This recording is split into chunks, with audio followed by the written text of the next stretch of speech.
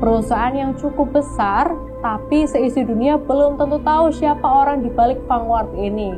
Dan yang lebih gilanya lagi, dia ini nggak butuh waktu lebih dari 50 tahun untuk bisa menguasai sistem keuangan atau sistem finansial seluruh dunia. Jadi jangan berekspektasi ya, kalau Elon Musk ini adalah orang terkaya lagi di dunia.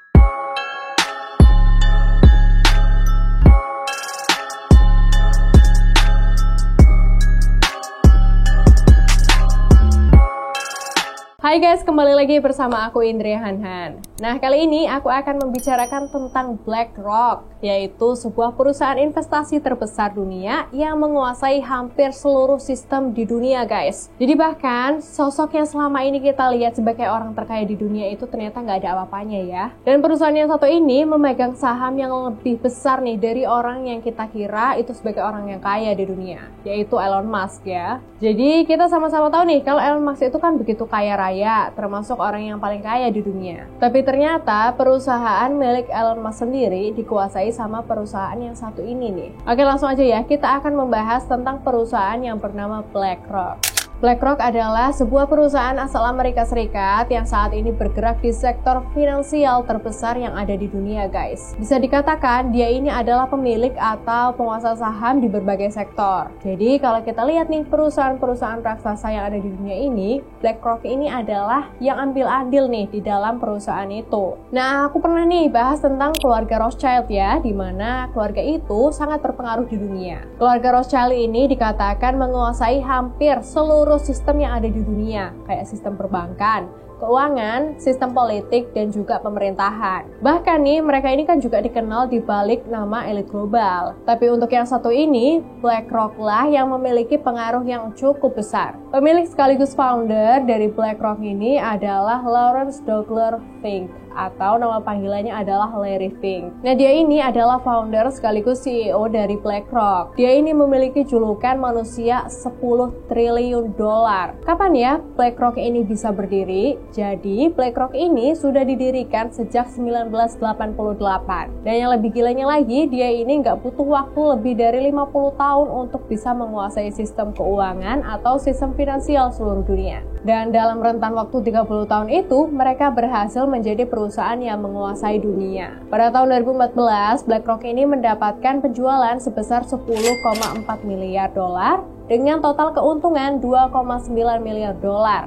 Gokil kan duit segitu guys. BlackRock ini melakukan pengelolaan aset sebesar 6,3 triliun dolar Amerika Serikat guys. Dana sebanyak ini datang dari klien mereka yang merupakan dana pensiun guys. Misalnya kayak guru, polisi, perawat, dan juga yang lain-lain. Nah, selain menjadi investor, BlackRock adalah sebuah perusahaan auditor dan juga advisor atau perusahaan penasehat nih.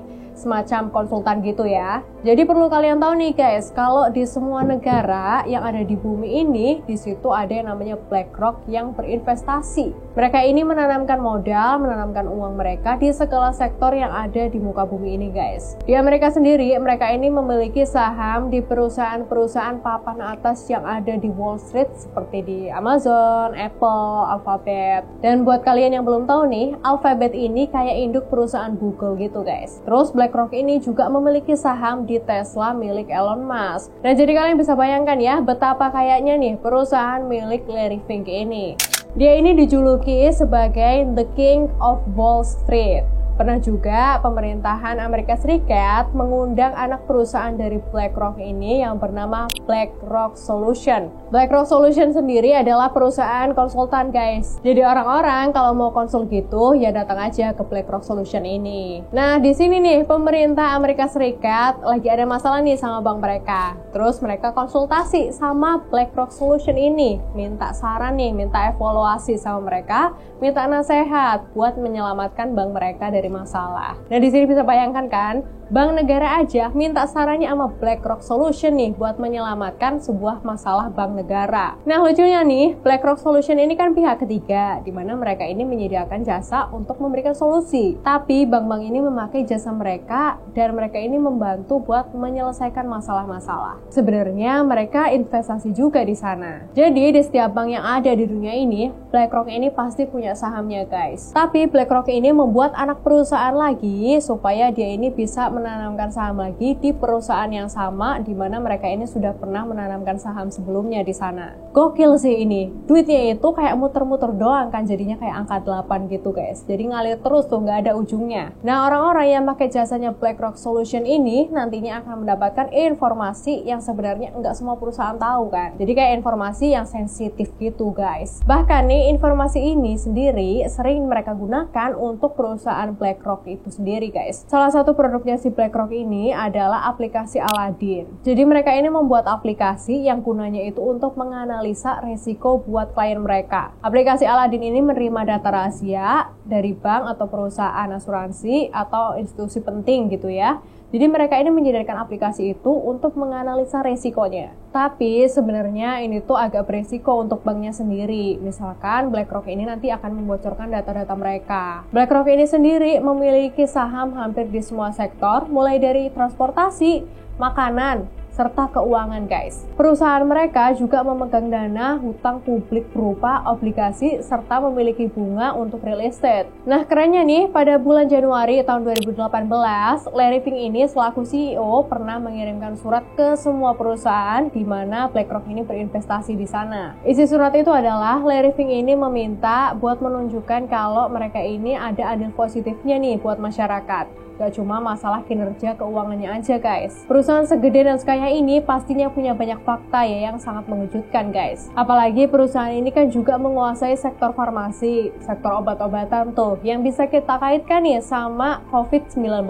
Balik lagi ya guys, ini tuh bukan konspirasi, tapi ini tuh benar-benar fakta nih, di mana BlackRock saat ini menjadi perusahaan investasi terbesar di dunia. Menariknya, shareholder dari perusahaan yang bersaing kayak Pepsi sama Coca-Cola atau Google sama Apple, Facebook sama Twitter, Netflix sama Disney, dan masih banyak lagi ya perusahaan besar yang menjadi top shareholders mereka adalah BlackRock guys. Jadi pemegang saham tertingginya itu adalah BlackRock. Nah persaingan-persaingan seperti ini kalau yang shareholder atau punya saham tertinggi itu orang atau perusahaannya itu sama guys. Ya kita kayak dibikin ngerasa ditipu gitu nggak sih ya? Kenapa sih nggak dibikin satu aja gitu? Digabungin gitu jadi satu. Nah ini nih yang menarik guys. Disimak ya guys. Mereka ini nggak ngegabungin dua perusahaan itu ya karena ada tujuan sama targetnya gitu guys. Kali ini dilakukan sama para shareholder atau penguasa perusahaan buat meminimalisir monopoli. Jadi misalkan kayak gini nih, di dalam sebuah sistem atau di dalam menjalankan sebuah perusahaan, kalau perusahaan itu tidak ada pesaingnya, ya otomatis dia nggak akan berkembang atau tidak akan bersikap kompetitif gitu.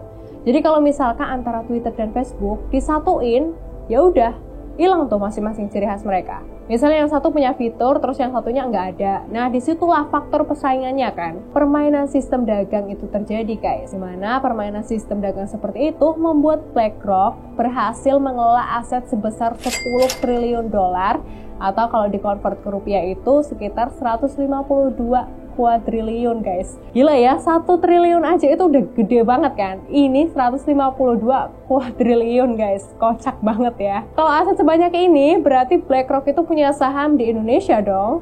Nah gini nih guys, jadi BlackRock ini memiliki lebih dari 70 cabang yang tersebar di 30 negara yang berbeda. BlackRock ini juga memborong saham sejumlah emiten batubara di Indonesia. Jadi ya dia menanamkan sahamnya di Indonesia juga guys. Terus nih BlackRock yang punya saham sebanyak itu, dia itu juga nggak sendirian guys. Di balik besarnya BlackRock yang kita tahu pemiliknya ini adalah Larry Fink, tapi ternyata di BlackRock itu pemegang saham terbesarnya itu beda lagi guys. Jadi kayak Tesla, pemegang saham terbesarnya itu bukan Elon Musk, tapi BlackRock. Terus di BlackRock sendiri, pemegang saham terbesarnya itu ya bukan Larry Fink, yang mana dia itu sebagai pemilik dan CEO. Tapi ada lagi nih di belakangnya, yaitu Vanguard. Nah, Vanguard ini adalah sebuah perusahaan yang sangat tertutup rapat guys. Kita nggak punya akses lebih jauh nih melihat pemiliknya siapa. Jadi bayangin tuh, di belakang BlackRock itu ada Vanguard. Perusahaan yang cukup besar, tapi seisi dunia belum tentu tahu siapa orang di balik Vanguard ini. Coba aja deh, kalian search sendiri ya di internet, pasti kalian cuma nemu informasi dasar nih soal Vanguard ini. Kalian nggak bakal nemu deh siapa CEO-nya, total kekayaannya berapa, pokoknya kita nggak bakalan nemu informasi yang lebih detail soal Vanguard ini.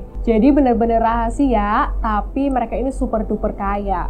Dan bisa dikatakan mereka ini menguasai dunia lebih daripada BlackRock. Bisa dikatakan Vanguard ini adalah pemilik puncak dari perusahaan investasi besar dunia, guys. Jadi jangan berekspektasi ya kalau Elon Musk ini adalah orang terkaya lagi di dunia. Enggak guys, bukan. Faktanya Tesla sendiri yang katanya milik Elon Musk itu, di situ Elon Musk cuma punya 18% dari sahamnya Tesla. Dan sisanya dikuasai oleh BlackRock dan juga Vanguard. Fakta yang sangat mencengangkan ya. Dan buat saat ini, BlackRock ini benar-benar bisa mengontrol apapun yang masih ada hubungannya sama perusahaan-perusahaan yang mereka kuasai. Misalnya nih, kayak yang kita konsumsi sehari-hari ya, mereka bisa menguasai dari sektor-sektor industri pangan.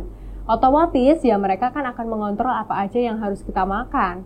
Dan mereka juga bisa mengontrol media.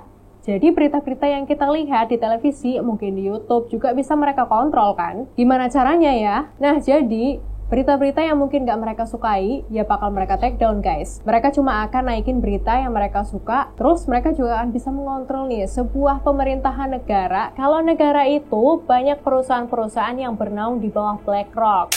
Oke guys, that's all about BlackRock. Nah, dari semua yang udah aku jelasin tadi, bisa kita tarikan kesimpulan nih. Kalau kalian ingin menguasai dunia, maka kalian harus menguasai industri yang ada di sana, atau perusahaan-perusahaan besar yang ada di negara-negara yang ingin kalian kuasai tadi. Oke, sekian video ini berakhir. Saya Indri Hanhan pamit undur diri. Sampai bertemu di video selanjutnya ya. See you.